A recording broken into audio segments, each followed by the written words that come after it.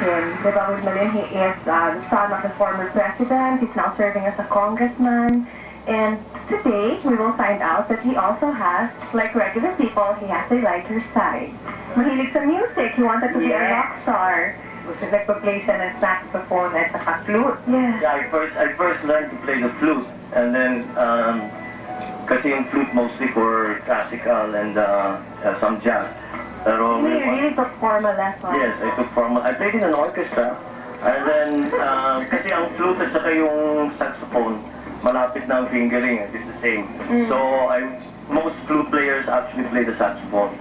So yun yung parang cross-training mo. Yun ang cross-training. So I learned how to play the saxophone. That was good to play naman in a band. At mahilig kang kumanta. Yeah, so you have no choice. We all like to listen to music. So napapakanta ka na rin. Yeah. Well, we have no choice, Congressman, because you're here, so you have to sing for us. Yeah!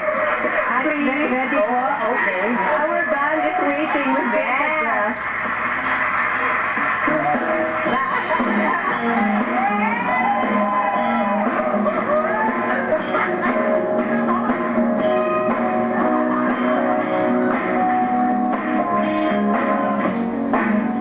Every breath you take, every move you make, every bond you break, every step you take, I'll be watching you.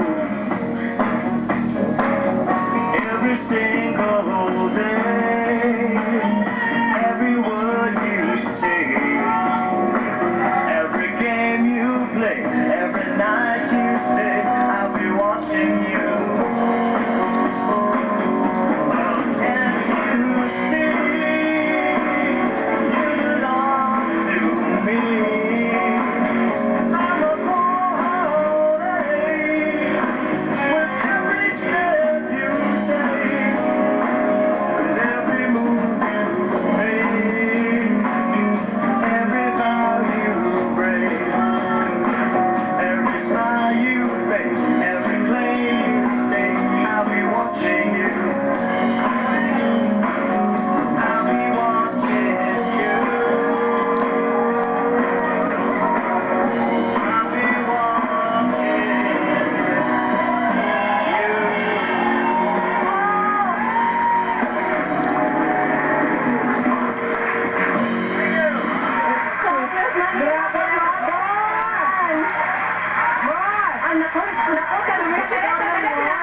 Ano ba kayo? Gusto ko, pawis. You have a lot of fans. Normally, our studio is not this filled with I people. like being on this show. Yeah, kami ko natin. I love you too. See, it's the Marcos charm working. It's working. They're just grateful na hindi ako sintinado. Hindi masyado. Hindi ka sintonado. Ang talagang nandun pa rin yung pagka-rockstar. Yes. When you have parties at home, do you hire a band and do you play with your friends? Do you jam? Before, ngayon hindi na masyado because Too busy. yeah, we've been busy and we don't have these big parties anymore like we used to. Generally we just have dinner parties. I haven't sang with the band in Ages. a long time. The last time was in the birthday of a friend, and they just grabbed me and we sang. But that, I haven't really done this in such a long time. As you can tell, medyo napaos na nga. We couldn't tell. Oh, you're very sweet. Ito na, favorite part ko. Di ka na. Ito na. Ito na. Take it away, Wilma. Sino po celebrity ang type nyo? Local, ayoko na ng Hollywood, oh. Ng I mean, Hollywood? hindi naman type. Ibig sabihin, parang nagagandahan ka lang. Local po, ayoko na ng Michelle Pfeiffer. Pinakamagandang talaga. Aside from us. Wala na ako I don't need to look any further. Ay, sinasabi ko lang ang totoo. Ay, question. Thank you, Congressman. Ang type mo sa babae para ma-turn on ka?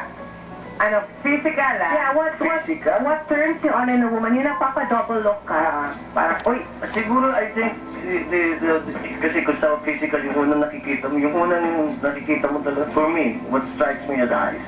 The eyes. I see somebody, that there's something, a sparkle or a...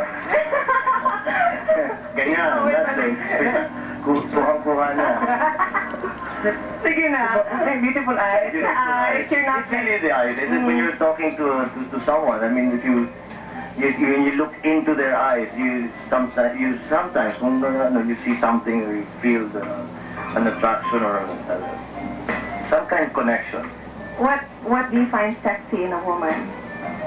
For me, it's actually more important that they're well put together than they're inherently Beautiful, pretty. yes. Because I've seen women who, kung titignan mo mabuti, hindi naman talaga sila maganda, but they really know how Carry how themselves. to carry intense tawag nila, may tayo.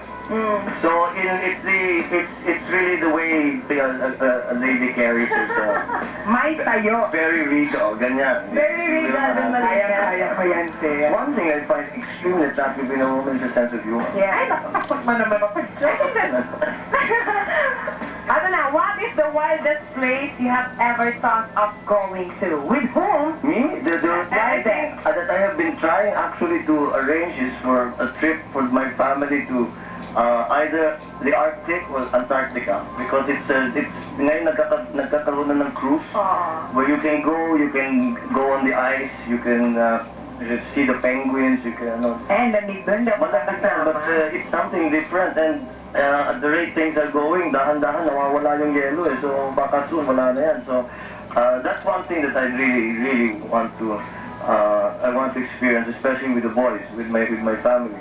Okay, we wish we had more time with you, Congressman, but thank you very much for being on the show. It was a Yes! We hope this won't be the last time. Well, I hope not. No, Yes. I should. We'll plan a return. Yay! Shout out on TV. The return. Thank you very much for being on the show. You're very welcome, and thank you for having me. Someone's trash could be another person's treasure. Ipapakita namin sa inyo ang proof when we come back.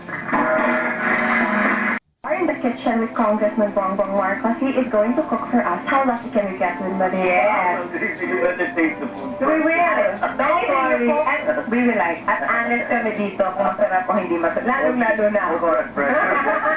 You really cook, Congressman? I do, yes. I ended up cooking when I was studying abroad. So you were making for us Ano tonight. lutuin mo? Well, we are the classic Ilocano dish, the pinakpit. So it's really very simple. The only key to it is that, the key to good pinakpit is obviously the good vegetables.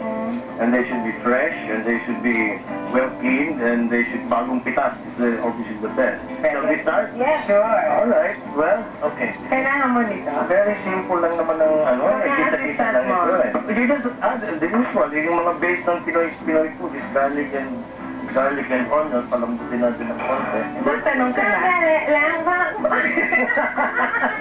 So, pag wala kang trabaho sa Congress, saan ka usually bumigilig or nag-hangout? I just Coffee shop? No, I stay at home mostly pagka I'm actually, pag walang lakad, it's because I'm always out.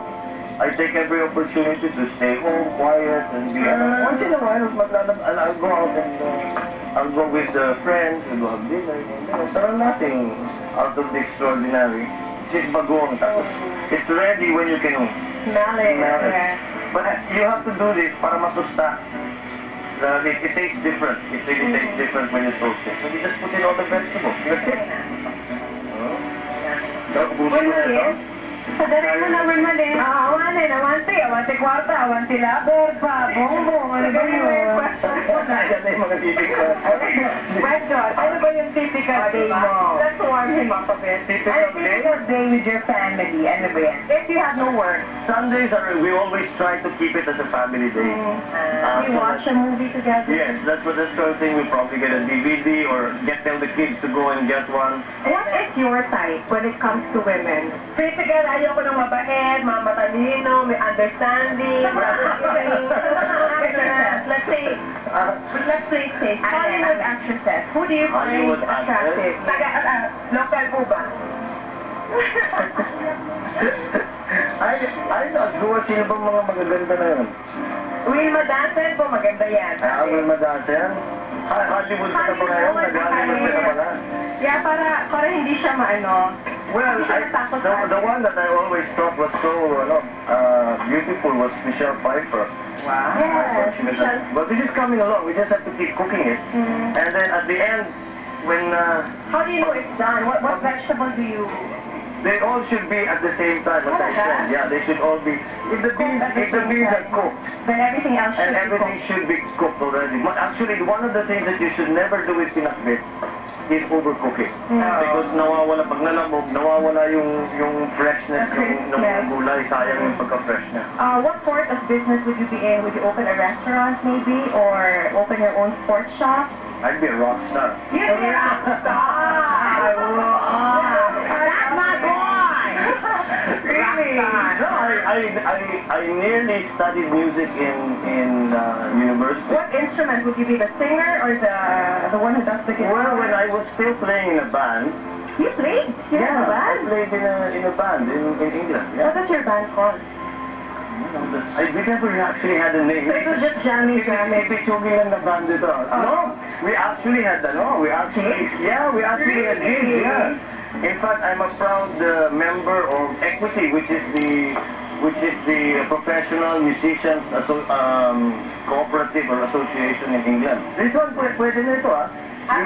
Yung nga na ako, kung kaya ilalagay yung bagnet. Sa dulo. Sa dulo. If it's hot, ito kasi hindi mainit, kailangan ilagay natin tapos painitin natin. But sometimes, if it's bagong luto, also the bagnet, pag lagay sa plato, parang i-sprinkle lang. Kukulipod lang. And it's always cut that small or smaller pa? Smaller pa. Smaller. This one, what you can do with this is cut it smaller, then prito mo ulit para malutong. Dapat malutong It siya. has to be very malutong as possible. Okay. Let's plate this, as they say in the professional. Pwede na ito. So that's the Ilocano pinakbit. But practically every household, every mother has their own. It's like Slightly, every household slightly different. May dinadagdag, may ibang pagkaluto. Sometimes we even cook para to be very, very sure about the gulay. We cook them separately. I cook it separately. I cook one gulay and hanggang it's a little bit hilaw. Ay, tama nga. It's crisp pa. It has to be crisp. Bongga, dahil dyan, hindi makakaligtas si Representative Bongbong sa hot seat natin. Warm up pala yan. Alamin natin kung ano ba ang mga sizzling revelations when we return. Yes, I've noticed lang kasi that I wanted to share lang comments that I hear on the ground, no? And then I think no matter what political party you belong to and whoever you started to support at the beginning of the campaign, they've said the same thing about BBM. One of the most admirable traits is that he's always stood squarely on his platform. He never went on a campaign na paninira, and they always say, when the old politicians say that is a sign of a leader who has plans for the country, because if you don't really have concrete plans, then you will pepper your campaign with trying to bring down or trying to tear apart your opponent. So I think it's very admirable, especially at a time when the country is very divided, knowing especially that, like I always say, Kong Mike, Kong Ace, MJ, diba, we all want the same things anyway. So why tear each other down when we should really listen to what the candidates have to offer? So I just wanted to say that it's nice that you're bringing the level of campaigning to a higher level, like Senator Lacson and Senator Tito Soto. I've never heard them tear down their opponents.